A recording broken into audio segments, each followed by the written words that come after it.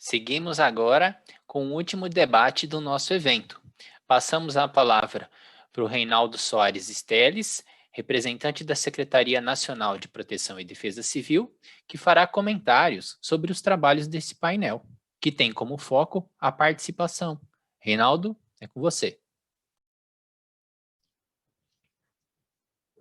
Bom, gente, boa tarde novamente a quem já estava e quem não estava. A gente aqui está nesse último painel, essas apresentações belíssimas, até de certa forma comoventes, do trabalho junto à comunidade, né, da interação que o professor Foster faz já há muito tempo numa área distante de qualquer lugar desse país, né, que é justamente a fronteira tríplice do Acre, Peru e Bolívia. O trabalho extremamente criativo do senhor Givaldo, né, o trabalho comunitário da Cristina e da Iana, que, na verdade, a gente tem nesse painel aqui uma atenção muito voltada para a comunidade, né? E sem a comunidade, como eu já disse outras vezes, sem a gente chegar junto como parceiros da comunidade, a gente não consegue fazer um trabalho de gestão de risco e nem de proteção e defesa civil de forma geral, de gestão de desastres, né, como a Iana e o Chiquinho fazem lá no Piauí. Então, assim, o nosso trabalho enquanto agentes de defesa civil é justamente trabalhar em sistema, né? Trabalhar em sistema, como todos mostraram aqui, né?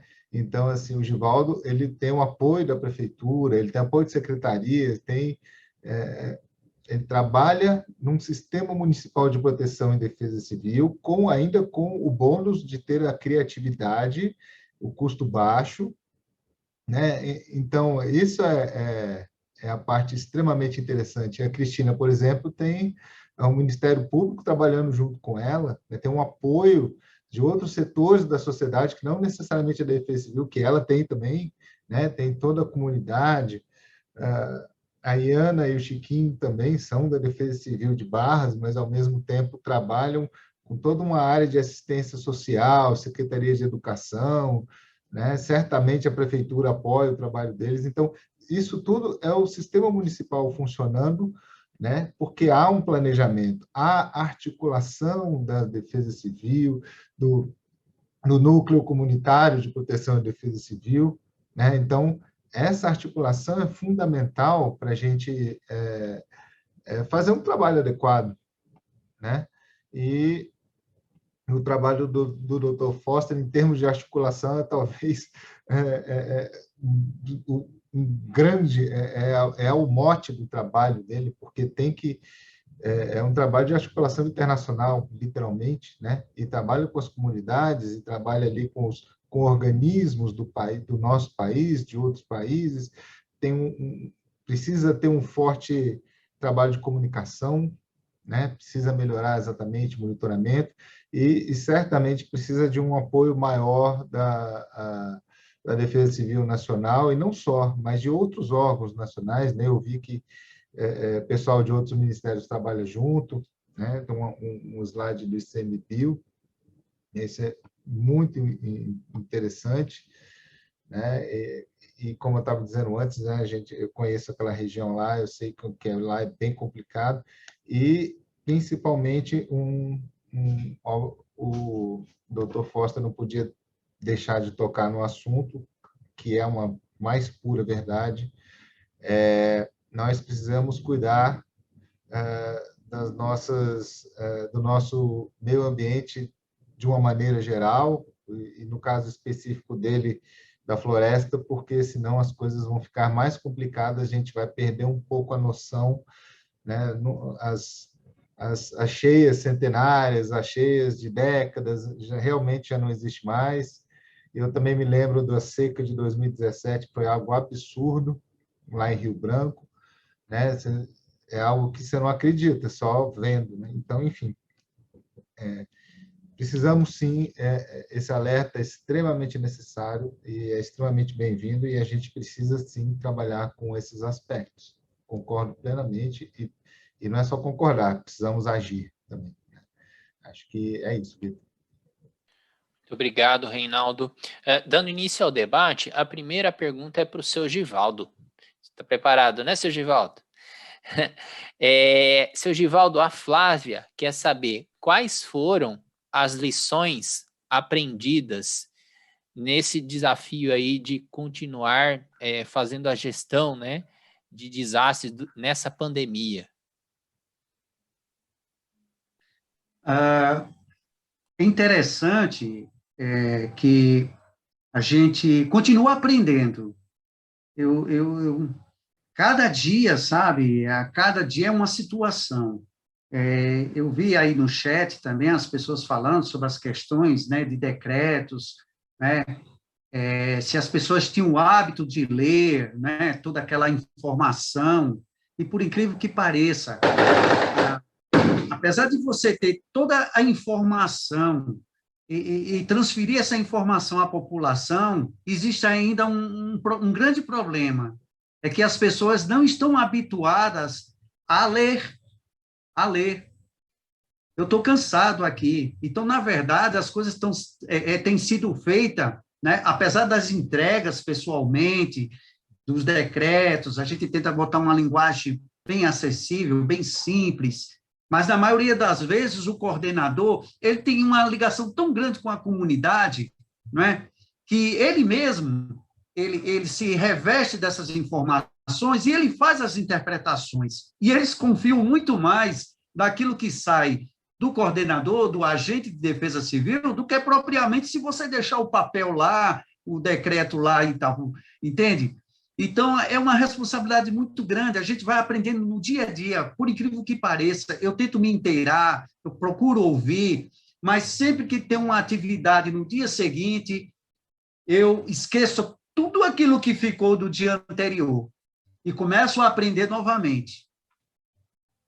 É um processo evolutivo, sabe? Porque você se depara com situações diversas, personalidades, comportamentos, chega até o ponto de você ter, digamos assim, uma proteção, né, da própria polícia para garantir a sua integridade física, porque é um risco muito grande também nesse trabalho, porque você está envolvido ali com vários tipos de pessoas, cada uma com a sua formação, e a gente vê isso no dia a dia, né? Uns absorvem, muitos agradecem, outros cooperam, já outros entram no ouvido, saem no outro, daqui a pouco está infringindo as determinações, enfim.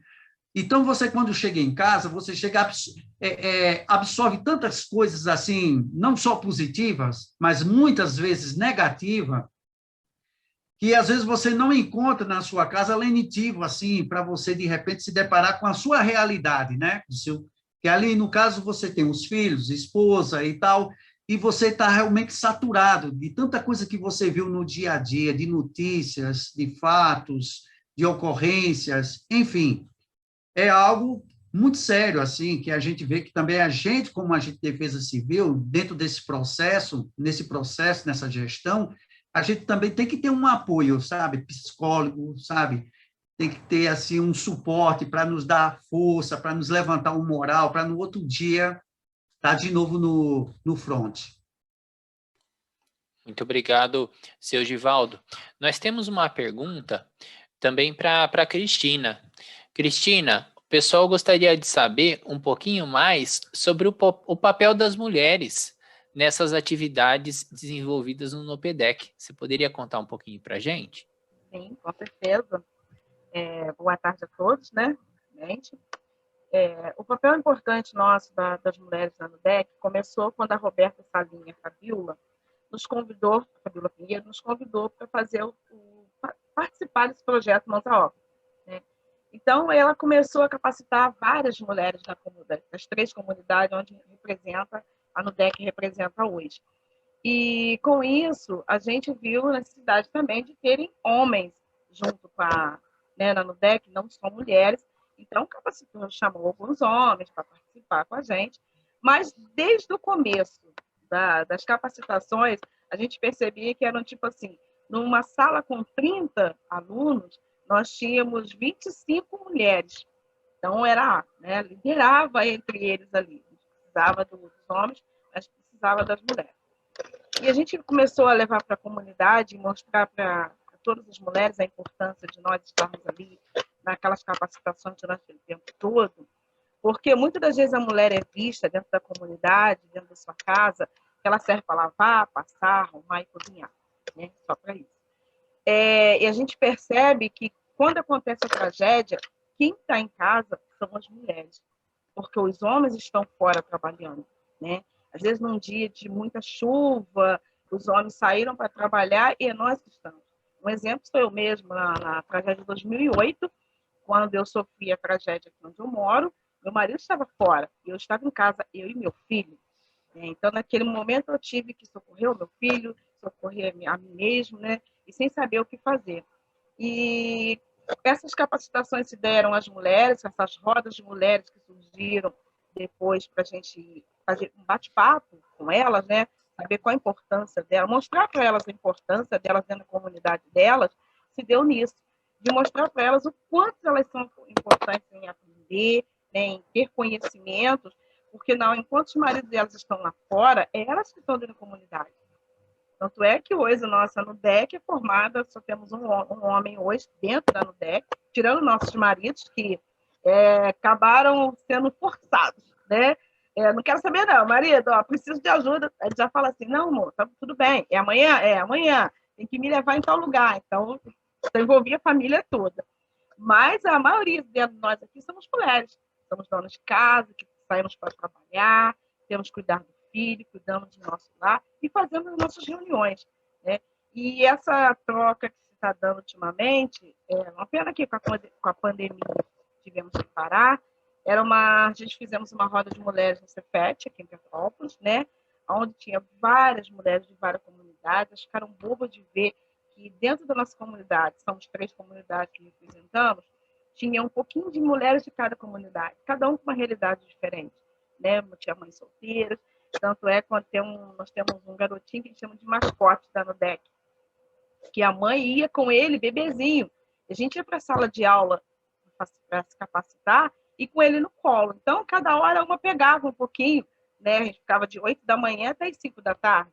Cada um pegava um pouquinho para poder a mãe descansar e a gente participar todo mundo da aula. Então, ele cresceu durante até 3 anos dentro dessa sala de aula com a gente. É o nosso mascotezinho. Então, é muito importante a mulher saber que ela tem um papel, não só de cuidar dos filhos dentro de casa, de lavar, de passar, de arrumar, né? Mas ela tem esse papel de ir lá fora, assim, de participar de conhecimentos, de buscar conhecimento para ela, né? Porque a gente fica dentro de casa. Então, nesse momento, a gente sabe muito bem o que fazer. A gente tem um grupo de mulheres que nos troca conversas de várias diferentes. Como está a chuva aí, né? O que você está fazendo agora? Você está sozinha? Não, mas eu estou alerta. Aqui a gente sempre teve o hábito de deixar os maridos dormindo e nós, mulheres, estávamos na beira do rio, vigiando, né? Que enquanto vocês dormem, que amanhã vocês vão trabalhar, nós íamos, passou a chuva, vamos dar uma olhada lá no rio como é que está? Então, nós íamos um grupo de mulheres, era muito engraçado, aquele bando de mulheres ia até a beira do rio para monitorar o rio, né? E caso há necessidade, precisamos acordar os maridos. Então, voltávamos para casa e chamávamos os nossos maridos. Então, a gente percebeu o quanto é importante a nossa participação. E com isso, a gente faz essas rodas de mulheres, levando para elas também. Então, muitas vezes elas se sentem, meu Deus, mas como eu não tenho motivo, eu não sei fazer nada, né? E essa troca de experiência dá esse conhecimento para elas também, de que elas também têm poder, também podem fazer, basta querer. E que defesa civil não é só os homens, somos todos nós, de comunidade, e as mulheres principalmente também. Muito obrigado, Cristina. É muito bom ouvir vocês, assim, essa experiência, né, que você e seu Givaldo carregam, né, e compartilham com todo mundo. E falando experiência, eu vou também agora passar um pouquinho para a Iana e para o Chiquinho, para que eles também relatem um pouco mais dessa experiência lá de Barras do Piauí. o pessoal quer saber por onde começar a organização de um gabinete de crise. Vocês poderiam contar um pouquinho para a gente, um pouquinho mais? Olá, boa tarde. Então, Vitor, a gente já vem trabalhando, né? A gente nos organiza, a gente se organiza. Nós tivemos enchente aqui no nosso município em 2009. Em 2009, a gente não trabalhava com o gabinete de gestão de crise, mas eu, então, já participava, já era funcionária, já participava, né, das ações do município. Então, nós tivemos 3 anos, 2018, 2019, 2020, enchente. Então, em 2018, nós fomos orientadas pelo coronel do Corpo de Bombeiros, que aqui no Piauí a gente usa muito, não só na caso de enchente, mas em outras modalidades, a questão do gabinete de gestão de crise. Então, ele nos orientou, né, e a gente seguiu a linha que nos fomos orientados e deu muito certo. Assim, a gente pensa ainda, porque assim, eu vi até uma pergunta sobre isso. Tem alguma coisa que regulamenta, alguma coisa do gabinete de gestão de crise? A gente gostaria, a gente está pensando em levar algo para a Câmara de Vereadores, porque assim, como a gente trabalha em município, né, essa questão de poder público, não só público, mas outros poderes, é complicado, porque assim, não tem, quando entra um gestor, entra e sai funcionário, entra e sai secretário. E aí é complicado, porque a composição do gabinete de crise, a gente trabalha com todas as secretarias do município, né? Cada secretaria é responsável por cada função, né? Tipo, a Secretaria de Assistência Social, responsável pelas assistência social, pelos psicólogos, como eu falei, a Secretaria de Administração, todo o suporte público, todo o suporte. Nós não temos recurso financeiro, então, a Secretaria de Administração, a Prefeitura, a Secretaria de Administração, no nome do secretário, resolve todas essas funções do financeiro para a gente, nós não temos recurso, a gente precisa, e no caso, existe muita burocracia, que eu até falei, isso no nosso primeiro encontro, porque para a gente receber um recurso da Nacional, a gente precisa ter decretos, está no sistema, está alimentando o sistema, existe uma burocracia. Então, a gente até falou isso, que seria importante a gente ter, né, um recurso fundo a fundo para que a gente para suprir as nossas necessidades, porque nós não temos. Então, voltando ao assunto do gabinete de gestão de crise, a gente trabalhou nesses 3 anos dessa forma.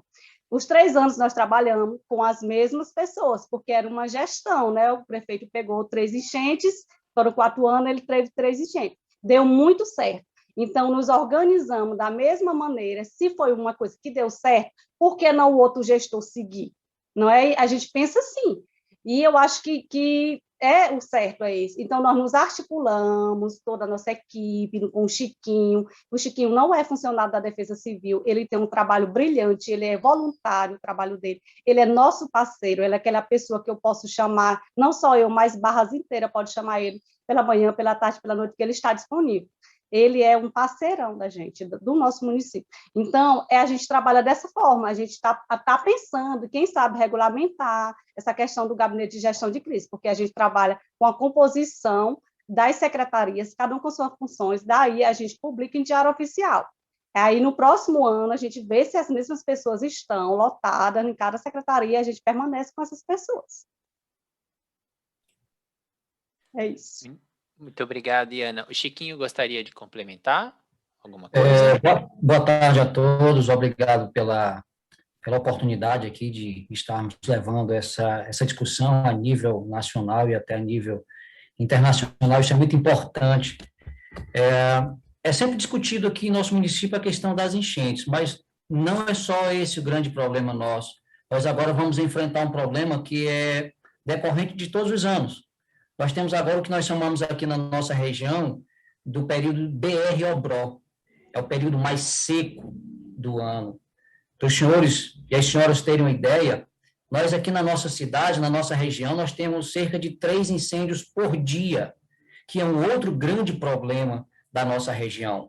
Aqui é seco, nosso clima aqui é 40 graus, 39 graus, então, às vezes, quando a gente fala isso para outros estados, eles dizem, poxa, Sampaio, o Piauí é quente mesmo, assim, o Piauí é muito quente. Então, isso também vem nos fazendo nos unirmos para a gente tentar amenizar essa situação. O que nós fizemos aqui?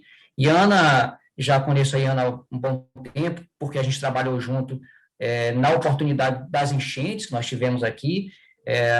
Ela sempre diz, criamos o gabinete de crise, a gente chama o sistema de comando de incidência, para nós é o sistema de comando de incidência ou o sistema de comando operacional, que é exatamente onde nós atuamos aqui como grupo de resgate voluntário.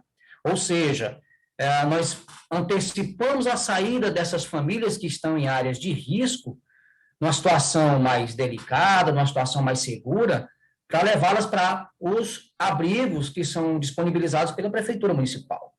Então, a gente encontra aqui uma outra barreira, onde entra o trabalho também das assistentes sociais, onde elas vão fazer essa visita e tentar tirar essas pessoas dessas áreas de risco de uma situação mais confortável. Por que a gente diz isso? Porque, geralmente, elas teimam, insistem em não sair quando a equipe vai.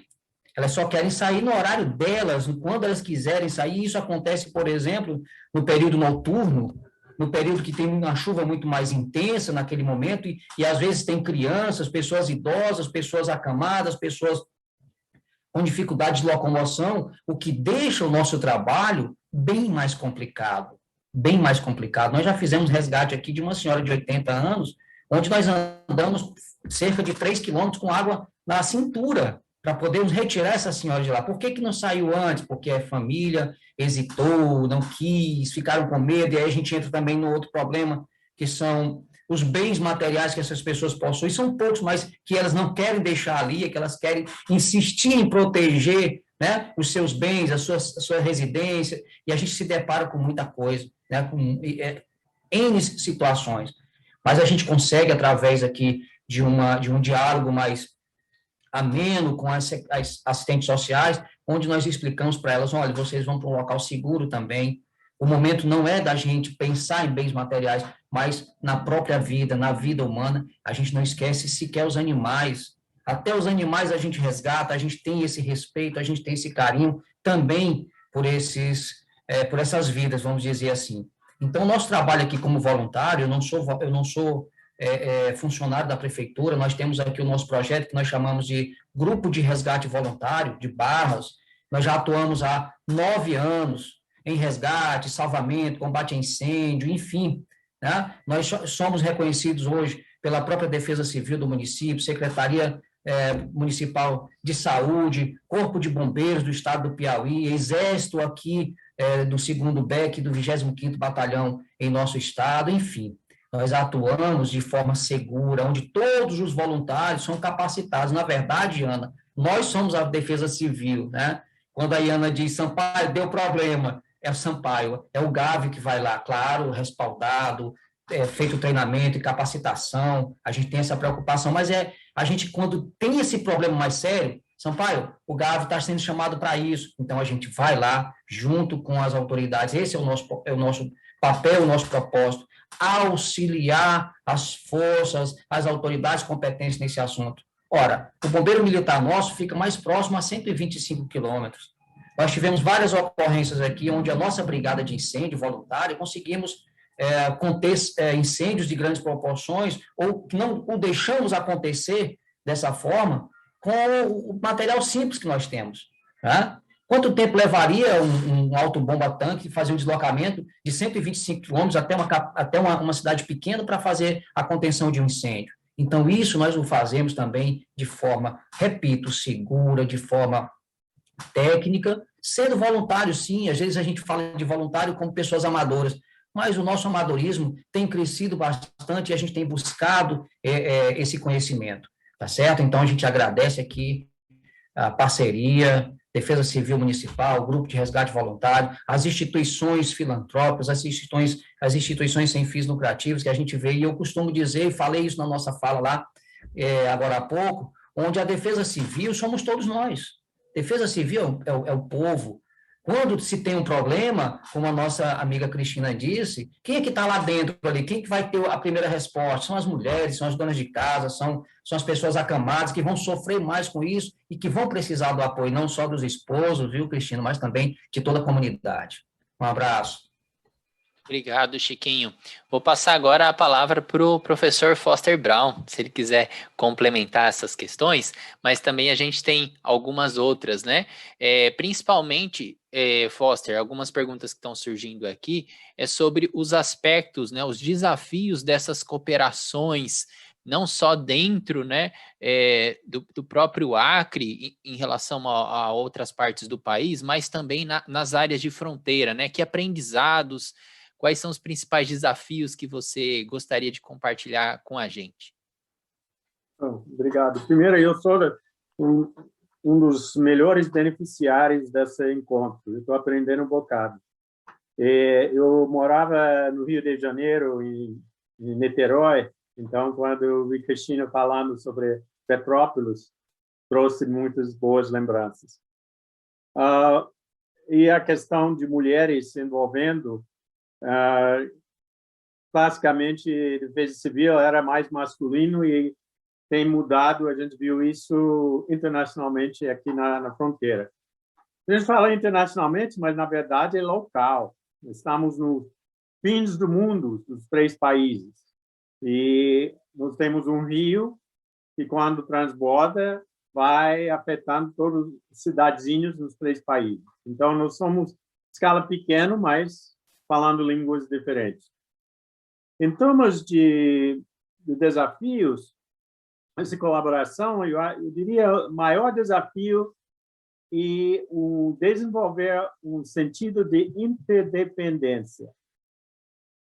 Porque nacionalismo faz que você fica independente. Você não quer depender do outro.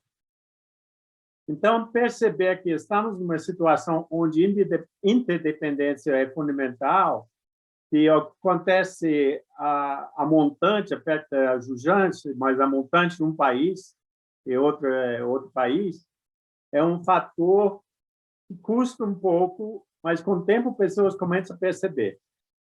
E para isso a gente tem que baixar um pouco nossos cristos também. Lá no Brasil, o Brasil é um país por capita, etc., é bem maior do que Bolívia e Peru. Mas na hora H, quando tivemos inundação em 2014 e passamos 2 meses isolados do resto do Brasil, foi os peruanos que socorreram a gente, não só com combustível, mas com comida também. Então, sabendo que você não sabe amanhã, você pode ser a pessoa que vai precisar de ajuda, isso aumenta a colaboração. Existem algumas coisas, estou vendo a pergunta sobre a questão dos efeitos jurídicos. Sim, porque muitas vezes está mobilizado os bombeiros do lado do Brasil para ajudar a Bolívia, por exemplo. E, às vezes, do outro sentido. Isso é um fator que precisamos resolver. Mas esse vem como consequência de cada vez mais interação. No momento, temos muita interação tipo virtual, via alertas. Mas precisamos avançar além disso em termos de planejamento regional e a redução do risco. E, nesse caso, realmente, nós vamos precisar entrar na questão jurídica e colaboração com outras entidades. E, como o Reinaldo falou, precisamos de apoio nacional, precisamos do Ministério de Relações Exteriores e outros para ajudar. A gente consegue fazer a colaboração no chão, nessa região. Muito obrigado, Foster. Estamos caminhando para o final mesmo, né? Antes da etapa de encerramento. Eu gostaria, assim, que em 1 minuto, 2 minutos, vocês falassem um pouquinho sobre o que foi esse evento e como a gente poderia melhorar, né, num próximo. Vou passar primeiro a palavra para o seu Givaldo. Seu Givaldo? Vou correr aqui. Bom, na verdade, eu quero me reportar de uma maneira diferente. O maior manual de defesa civil da história, eu tenho como a Bíblia Sagrada. A Bíblia, no seu primeiro livro de Gênesis, capítulo 41, do versículo 1 ao 57, retrata de uma situação, não é, muito séria, que eu acredito que todos nós vamos refletir um pouco dela, tá? Então, um fato histórico que retrata uma situação de calamidade pública, cuja tipologia foi a fome. Aquele sonho perturbador de Faraó, do Egito, né? Aquele governante perturbado em si, e precisava de uma solução. Daí eu me reporto à questão da operacionalidade da Compendec, que se dá em 2 períodos, período de normalidade, período de anormalidade. E isso, todos nós somos sabedores que a Compendec, que não trabalha na normalidade, ela não estará preparada para atender a população na anormalidade. E daí, gente, o que me traz à mente foi que o primeiro agente de defesa civil da história foi um hebreu chamado José do Egito. Aquele rapaz estava encarcerado. Muitas vezes, alguns agentes se dizem, mas eu sou sozinho. Mas aquele rapaz que estava lá encarcerado, de repente, ele saiu daquela prisão. O que o libertou? O que o fez ascender? O que ele fez ser até uma peça-chave diante de uma situação tão grave como aquela? Suas habilidades e o seu conhecimento. Então, gente, eu faço essas observações. Isso dentro do versículo, lá em Gênesis, capítulo 41. Então, o alerta veio através de um homem. Foi através de José, onde a fome em toda a terra seria dada, né? Fome em toda a terra do Egito. Depois, uma coisa magnífica, o gerenciamento das ações de prevenção através do homem. Mas não era qualquer pessoa. Era uma das exigências de Faraó, que essa pessoa fosse sábia e inteligente, condições exigidas. Daí a gente vê o aspecto do saber, do conhecimento, da capacitação, que, na verdade, tudo isso são adquiridos.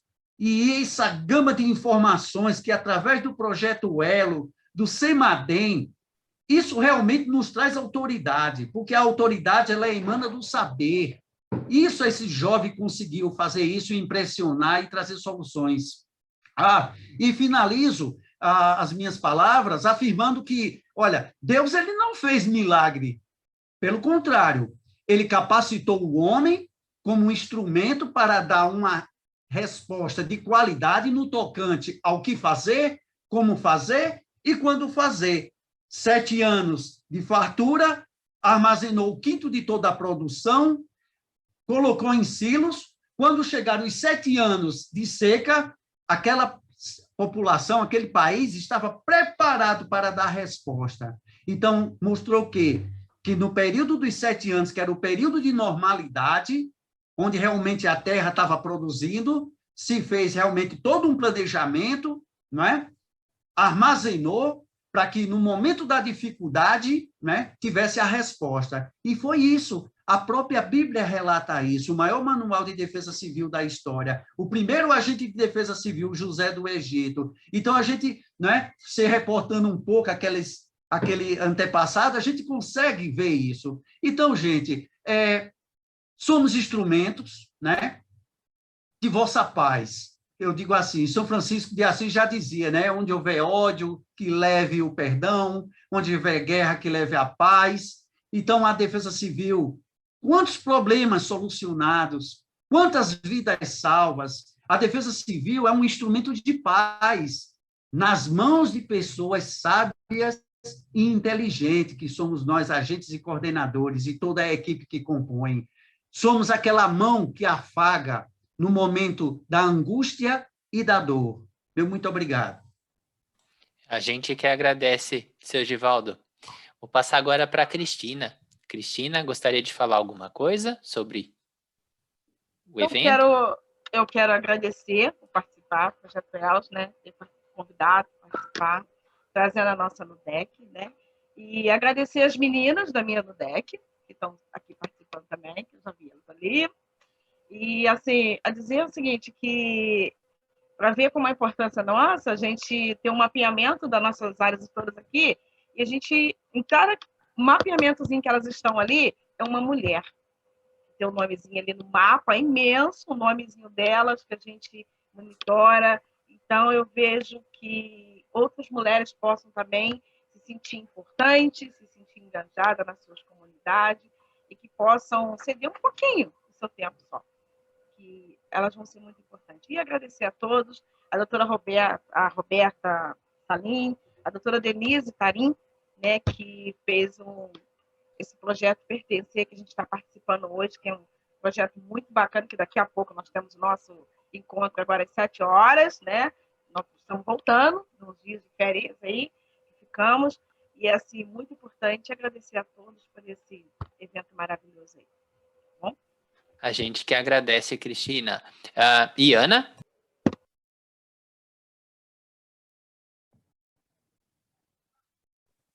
Oi.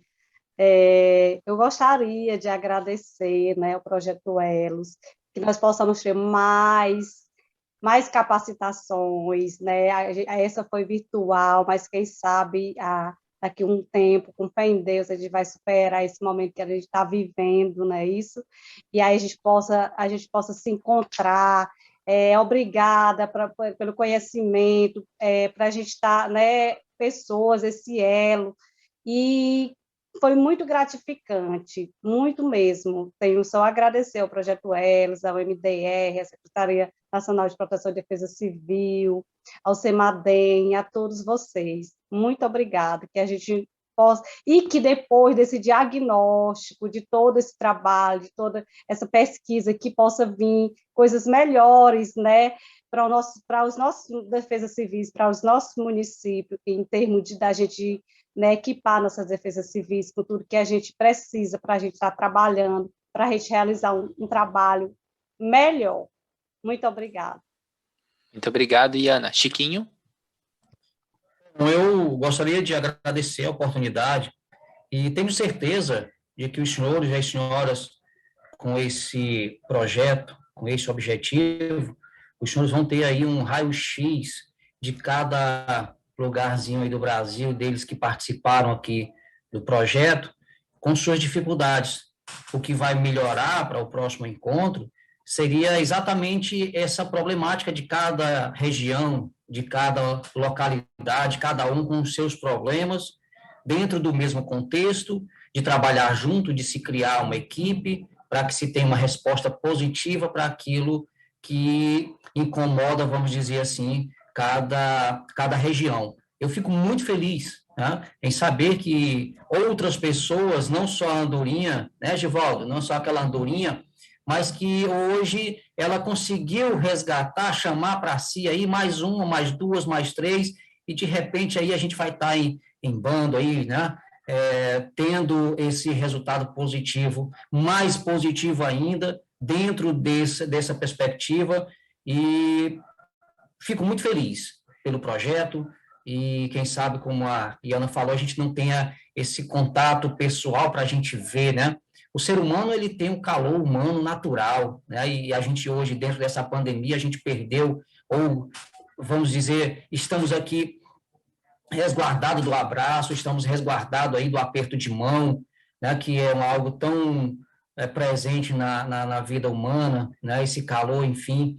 E a nossa sugestão é que outros locais, outras regiões participem também, porque o Brasil é grande, não é, mestre Foster? É grande, o Brasil é imenso, e aqui a gente está representando algumas regiões, imagine outras regiões ainda com mais problemas, enfim, e a gente vai conseguir, sem dúvida, juntar, como a gente chama aqui na nossa linguagem, unir essas pessoas, essas andorinhas, e fazermos com que a gente possa fazer um trabalho bem mais complexo, bem mais positivo para o nosso país. Eu costumo dizer, vou repetir, nós somos defesa civil, a sociedade é defesa civil, e eu gostaria aqui de encerrar, dizer aquilo que eu falo muito: sozinho eu vou mais rápido, mas juntos nós vamos mais longe.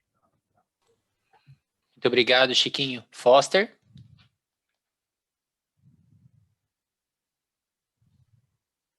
Como eu falei, tem sido uma experiência excelente. Queria passar uma coisa: estamos concentrando na questão dos municípios agindo localmente. O pedido que eu faria é o seguinte: os princípios de defesa civil servem para o planeta. Então, de pensar também globalmente. E nesse aspecto, só precisa olhar a pandemia, questão da mudança climática, esses outros fatores que são uma escala muito grande, mas afeta as coisas localmente. E no espírito de defesa civil, que somos todos nós, o nós temos que ser todo mundo. Isso envolve pessoas do gênero, orientação sexual, religião, nacionalidade. Então, seja que o espírito de defesa civil comece a permear o nível global, porque precisamos disso para ter um planeta melhor. Muito obrigado, Foster. Reinaldo, gostaria também de falar um pouquinho?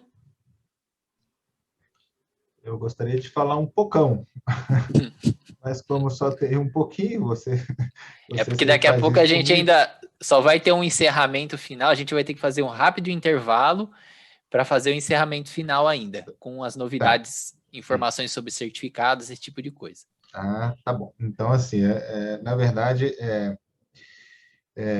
eu gostaria de falar duas coisas. A primeira coisa é que eu ouvi o pessoal falando da importância da pesquisa, e é algo que a gente compartilha, a SEDEC e CEMADEM compartilha isso, e acho que todo mundo, né?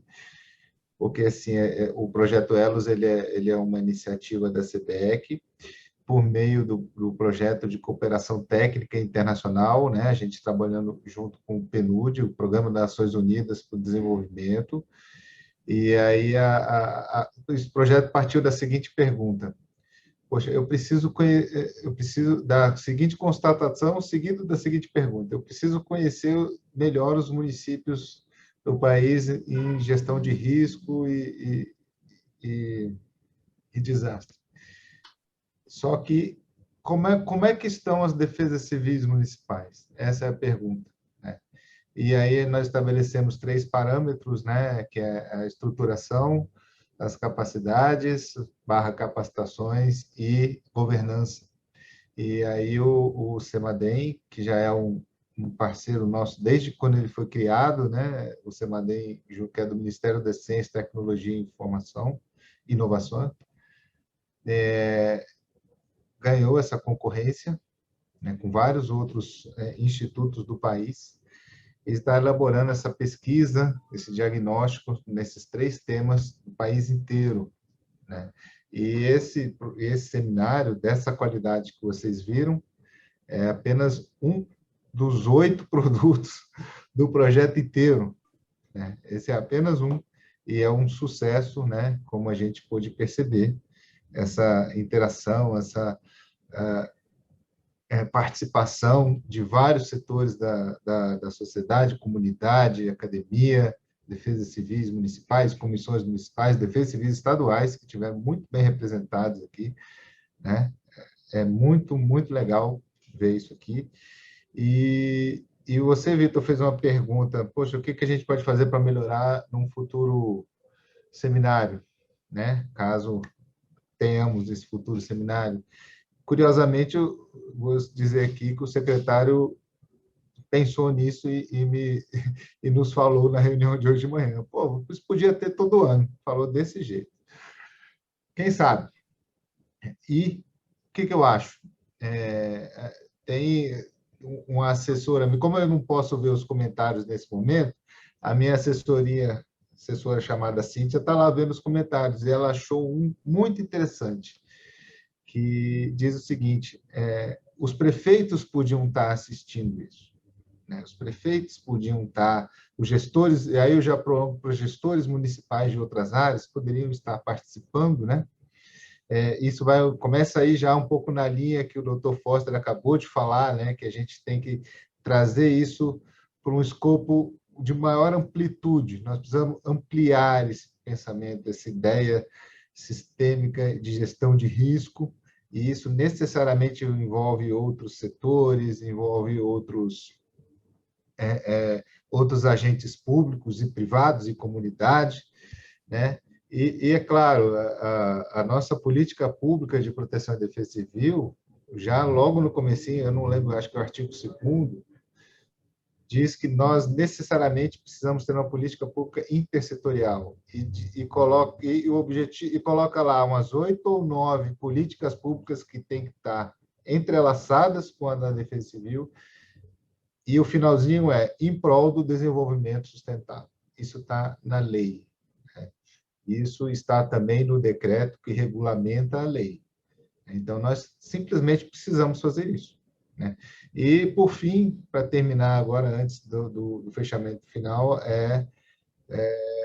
para onde vai todo esse resultado dessa pesquisa toda? Pô, só para eu conhecer? Não, não é só para eu conhecer. Isso retroalimenta nossas metas dessa grande política pública e também já é um subsídio do que a gente está pensando na frente, que é o Plano Nacional de Proteção e Defesa Civil, que vai abordar a gestão de riscos nesse país aqui.